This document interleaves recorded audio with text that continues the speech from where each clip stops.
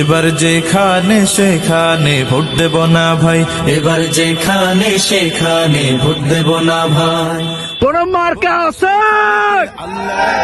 এক কনসে মার্কা আরো জোরে বরগুনা কেশরে অলি ভাইয়ের। আপনার এই অবস্থা কি জন্য? এই অবস্থা হয়েছে বিগত সরকারের আমলে আমরা দুল খাইয়েছি, আমরা আর খাইতে চাই না। এই দেশের ক্ষমতায় ছিল বিগত দিনে, তারা যা করে গেছে এইটার প্রতিফলন আমরা পাইতেছি। সামনে আমরা 5 নাম্বার ইউনিয়নের কোনো রাস্তাঘাট নাই, অল্প একটু বাটির কাঁচা রাস্তা আছে, সব ধুলায় ভরা। মাত্র 1 ঘন্টা আমরা এখানে মোটর সাইকেল শোডাউন দিয়ে আসছি। এক একজনের অবস্থা দেখলে মনেই হয় না, আমাদের চেনাই যায় না। 54 বছরের উন্নয়নের সুফল ভোগ করতেছি।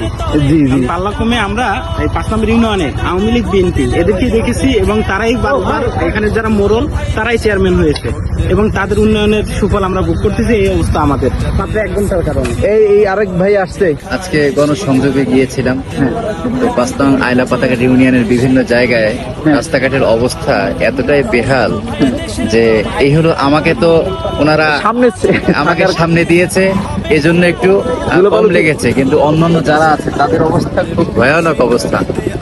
যদি সুন্দর রাস্তা হতো তাহলে এ নিয়ে কোনো পেরেশানি ছিল না, কিন্তু রাস্তাঘাটের অবস্থা আসলে রাস্তার জন্য বরাদ্দ ঠিকই হয় কিন্তু যথাযথভাবে সেগুলো খরচ হচ্ছে না।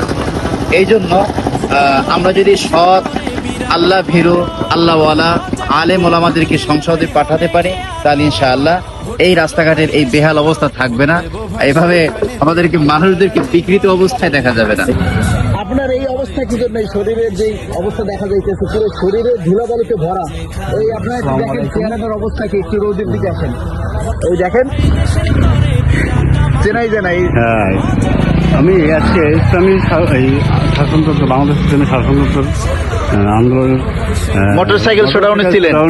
করার জন্য ইসলামী জীবন ব্যবস্থা প্রতিষ্ঠিত করার জন্য মাত্র 1 ঘন্টার শোডাউনে অবস্থা কি চেনাই যায় না। আমাদের বরগুনা এই 5 নম্বরের রাস্তাঘাটের যে বেহাল দশা, যার প্রমাণ করে সেটা